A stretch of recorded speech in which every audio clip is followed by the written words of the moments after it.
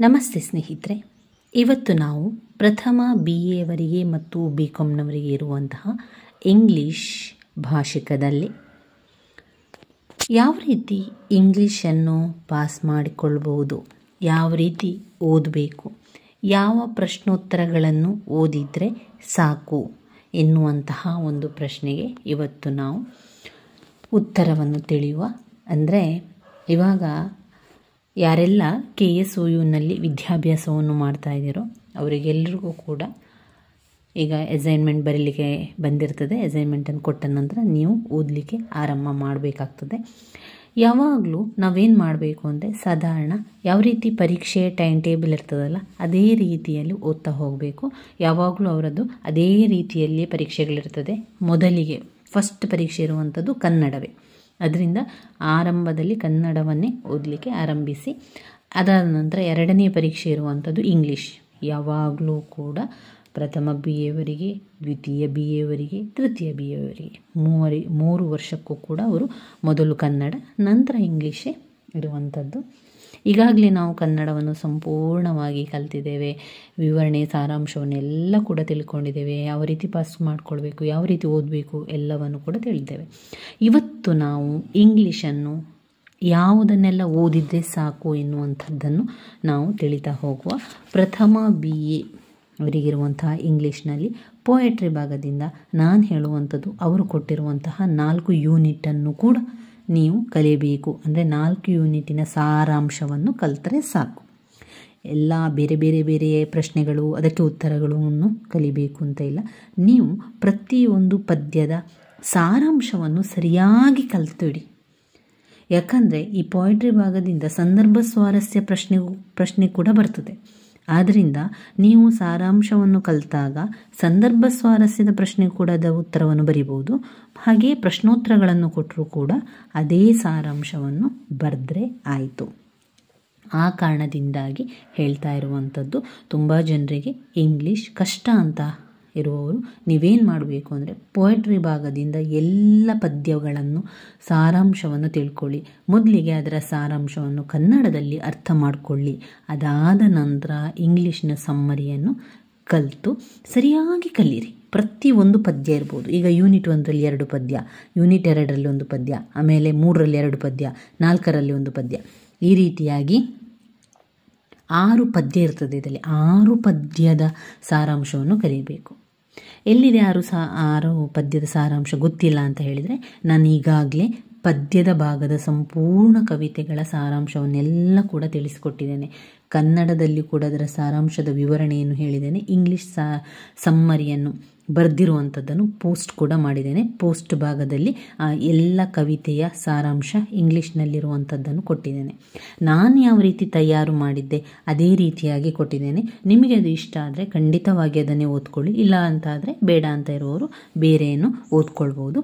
ನಾನು ಇದೇ ರೀತಿಯಾಗಿ ಓದ್ಕೊಂಡು ಇಂಗ್ಲೀಷ್ನಲ್ಲಿ ಪಾಸಾಗಿರುವಂಥದ್ದು. ಅಂದರೆ ಪದ್ಯದ ಭಾಗ 6 ಪದ್ಯವನ್ನು ಕೂಡ ಕಲ್ತಿದ್ದೇನೆ ಸ್ನೇಹಿತರೆ. 6 ಪದ್ಯದ ಸಮ್ಮರಿಯನ್ನು ಮೊದಲಿಗೆ ಕನ್ನಡದಲ್ಲಿ ಕಲಿತುಕೊಂಡೆ. ಅದಾದ ನಂತರ ಇಂಗ್ಲೀಷ್ನಲ್ಲಿರುವಂತಹ ಸಮ್ಮರಿಯನ್ನು ಕಲ್ತಿರುವಂಥದ್ದು. 6 ಪದ್ಯದ ಸಾರಾಂಶವನ್ನು ಕಲ್ತಿರುವುದರಿಂದ ಏನು ಪ್ರಯೋಜನ ಆಯಿತು ಅಂದರೆ ಅದರಿಂದ ಬಂದಂತಹ ಸಾರಾಂಶ ಸಂದರ್ಭ ಸ್ವಾರಸ್ಯ ಪ್ರಶ್ನೆ ಬರ್ತದೆ. ವಿಭಾಗ ಎಯಲ್ಲಿ ನೀವು ನೋಡಿದರೆ ಸಂದರ್ಭ ಸ್ವಾರಸ್ಯ ಪ್ರಶ್ನೆ ಅಂತ ಬರ್ತದೆ. ನನ್ನ ಹತ್ತಿರ ಇಂಗ್ಲೀಷ್ನ ಪ್ರಶ್ನೆ ಪತ್ರಿಕೆ ಇಲ್ಲದಿದ್ದರೆ ನಾನು ತೋರಿಸ್ತಾ ಇದ್ದೆ. ಅದರಲ್ಲಿ ನಿಮಗೆ ಪ್ರಶ್ನೆ ಪತ್ರಿಕೆಗಳು ನೀವು ಸಿಕ್ಕಿದರೆ ಅದನ್ನು ನೋಡ್ಕೊಳ್ಳಿ ಯಾವ ರೀತಿ ಬರ್ತದೆ ಅಂತ. ಆವಾಗ ನಿಮಗೆ ಒಂದು ಅದರ ಬಗ್ಗೆ ಐಡಿಯಾ ಕೂಡ ಬರ್ತದೆ. ಮೊದಲಿಗೆ ಏನಿರ್ತದೆ ಅಂದರೆ ಸಂದರ್ಭ ಸ್ವಾರಸ್ಯ ಬರೀಲಿಕ್ಕೆ ಇರ್ತದೆ. ಅವರು ಅದನ್ನು ಯಾವುದರಿಂದ ಕೊಟ್ಟಿರ್ತಾರೆ ಅಂದರೆ ಒಂದು ಪದ್ಯದ ಭಾಗದಿಂದ ಕೊಟ್ಟಿರ್ತಾರೆ, ಮತ್ತೊಂದು ಪಾಠದ ಭಾಗದಿಂದ ಕೊಟ್ಟಿರ್ತಾರೆ. ಅದರಲ್ಲಿ ಏನು ಅಂದರೆ ಚಾಯ್ಸ್ ಇರ್ತದಲ್ವ, ಅದರ ಇಷ್ಟು ಕೊಟ್ಟು 4 ಅಥವಾ 5 ಸಾರಾಂಶಕ್ಕೆ ಬರೀಲಿಕ್ಕೆ ಇರ್ತದೆ. ಆವಾಗ ನಾವು ಪದ್ಯದ್ದೆಲ್ಲವನ್ನು ಕಲಿತ್ರೆ ನಮಗೆ ಆ ಎಲ್ಲ ಪದ್ಯದ ಭಾಗದಿಂದಲೇ ಸಾರಾಂಶವನ್ನು ಬರೆದರೆ ಸಾಕಾಗ್ತದೆ. ಅದರಿಂದ ಪದ್ಯದ ಭಾಗ ಸಂಪೂರ್ಣವಾಗಿ ಕಲಿಯಿರಿ. ಪುನರಾವರ್ತನಾಭ್ಯಾಸ ನನ್ನ ಹಳೆಯ ವಿಡಿಯೋದಲ್ಲಿ ನೀವು ನೋಡಿದರೆ ಪೊಯಟ್ರಿ ಭಾಗದ ಪುನರಾವರ್ತನಾಭ್ಯಾಸ ಅಂತ ಕೊಟ್ಟಿದ್ದೇನೆ. ಅದರಲ್ಲಿ ಎಲ್ಲ ಪದ್ಯಗಳದ್ದು ಕೂಡ ಸಾರಾಂಶ ಸ್ವಲ್ಪ ಸ್ವಲ್ಪ ವಿವರಿಸಿದ್ದೇನೆ. ಹಾಗೆಯೇ ಪ್ರತ್ಯೇಕವಾಗಿ ಕೂಡ ಪದ್ಯದ ವಿವರಣೆಯನ್ನು ಸಾರಾಂಶವನ್ನು ಕನ್ನಡದಲ್ಲಿ ತಿಳಿಸಿದ್ದೇನೆ. ಅದನ್ನೆಲ್ಲ ಕೂಡ ನೀವು ನೋಡ್ಕೊಳ್ಳಿ. ಅದಾದ ನಂತರ ಪಾಠದ ಭಾಗ ನೀವು ಪಾಠದ ಭಾಗ ನೋಡಿದರೆ ಯಾವುದನ್ನು ಓದಬೇಕು? ಪದ್ಯದ ಭಾಗ ಎಲ್ಲವನ್ನು ಓದಬೇಕಲ್ವಾ? ಆದರೆ ಪಾಠದ ಭಾಗದಿಂದ ಆಗುವಾಗ ನೀವು ಎಲ್ಲವನ್ನು ಓದಬೇಕು ಅಂತ ಇಲ್ಲ. ಒಂದು ಆಫ್ ಸ್ಟಡಿ ಓದ್ಕೊಳ್ಳಿ, ಆಫ್ ಸ್ಟಡಿಯನ್ನು ಓದ್ಕೊಳ್ಳಿ. ಆಮೇಲೆ ಲೇಡೀಸ್ ಹೆಡ್ ಡ್ರೆಸ್ಸಸ್, ನೆಕ್ಲೆಸ್, ಆಮೇಲೆ ಗಲಿವರ್ ಟ್ರಾವೆಲ್, ಈ 4 ಪಾಠಗಳನ್ನು ಸರಿಯಾಗಿ ಕಲಿತುಕೊಳ್ಳಿ ಸ್ನೇಹಿತರೆ. 4 ಪಾಠಗಳನ್ನು ಸರಿಯಾಗಿ ಅದನ್ನು ಏನು ಕಲಿಬೇಕು ಅಂದರೆ ಸಮ್ಮರಿ, ಆ ಸಾರಾಂಶವನ್ನು ಕಲೀರಿ ಅಷ್ಟೇ. ನಿಮಗೆ ಆ ಪಾಠದ ಸಂಪೂರ್ಣ ಸಾರಾಂಶ ಗೊತ್ತಿದ್ದರೆ ಯಾವುದೇ ಪ್ರಶ್ನೆ ಬರಲಿ, ಆ ಪಾಠದಿಂದ ಯಾವುದೇ ಪ್ರಶ್ನೆ ಬಂದರೂ ಕೂಡ ನೀವೇನು ಮಾಡಬೇಕು ಅಂದರೆ ಅಲ್ಲಿ ಆ ಯಾವುದೇ ಪ್ರಶ್ನೆಯನ್ನು ಕೇಳಿದರೆ ಆ ಸಂಪೂರ್ಣ ಸಮ್ಮರಿಯನ್ನು ಬರಿತಾ ಹೋಗಿ. ನಿಮಗೆ ಕನ್ಫ್ಯೂಸ್ ಬೇಡ, ಅಂದರೆ ಯಾವ ರೀತಿ ಬರೀಬೇಕು ಅಂತ. ನೀವು ಒಂದು ಸಂಪೂರ್ಣ ಈ ಒಂದು ಪಾಠದ, ಈಗ ಆಫ್ ಸ್ಟಡಿ ಅಂತ ಹೇಳಿದಾಗ ಅದರಲ್ಲಿರುವಂಥ ಎಲ್ಲ ಸಮ್ಮರಿಯನ್ನು, ಆಫ್ ಸ್ಟಡಿಯನ್ನು ನಾನು ಟೆಕ್ಸ್ಟ್ ಬುಕ್ಕಲ್ಲಿ ಓದಿರುವಂಥದ್ದು ನಿಮಗೆ ನಾನು ತೋರಿಸ್ತೇನೆ. ನೋಡಿ ಪುಟ ಸಂಖ್ಯೆ 64ರಲ್ಲಿದೆ ನೋಡಿ. ಇದು ನಾನು ಕನ್ನಡದಲ್ಲಿರುವಂಥ ಪಾಯಿಂಟ್ಸನ್ನು ಬರೆದಿರುವಂಥದ್ದು. ಅದೇ ಇಂಗ್ಲೀಷಲ್ಲಿ ಅಲ್ಲೇ ಇದೆ ನೋಡಿ. ಡಿಲೈಟ್, ಆಮೇಲೆ ಸಂತೋಷಕ್ಕಾಗಿ ಕಲಿಯುವಂಥದ್ದು, ಅದೆಲ್ಲ ಪಾಯಿಂಟ್ಸ್ ಇದೆ ನೋಡಿ. ಅದರಲ್ಲಿ ಇದೇ ಪೇಜ್ 64 ಮತ್ತು 65 ಪೇಜನ್ನು ನೋಡಿಕೊಂಡೇ ಓದಿರುವಂಥದ್ದು. ಮೊದಲಿಗೆ ಕನ್ನಡದಲ್ಲಿ ಅರ್ಥವನ್ನು ತಿಳಿದಿರುವಂಥದ್ದು. ಈಗಾಗಲೇ ನಾನು ಆಫ್ ಸ್ಟಡಿಯ ಸಾರಾಂಶವನ್ನು ಕನ್ನಡದಲ್ಲಿ ವಿವರಿಸಿದ್ದೇನೆ, ಅದನ್ನು ನೋಡ್ಕೊಳ್ಳಿ. ಈ ರೀತಿಯಾಗಿ ಪಾಠದ ಸಾರಾಂಶ ಒಟ್ಟು 4 ಪಾಠ, ಅದರಲ್ಲಿ ಒಟ್ಟು 6 ಪಾಠಗಳಿದೆ. 6 ಪಾಠ ಕೂಡ ಓದಬೇಕು ಅಂತ ಇಲ್ಲ, ನಿಮಗೆ ಸಮಯ ಇದೆ, ನಿಮಗೆ ಕಲೀಲಿಕ್ಕೆ ಆಗ್ತದೆ ಅಂತಂದರೆ ಎಲ್ಲವನ್ನು ಕಲೀರಿ. ಆದರೆ ಇಲ್ಲ ನನಗೆ ಸಮಯಾವಕಾಶ ಇಲ್ಲ ಅಂತಂದವ್ರು ಏನು ಮಾಡಿ ಅಂದರೆ ಕೇವಲ ಒಂದು 4 ಪಾಠ, of study, ladies address, necklace, ಆಮೇಲೆ ಗಲಿವರ್ ಟ್ರಾವೆಲ್, ಅದನ್ನು ಮಾತ್ರ ಕಲೀರಿ.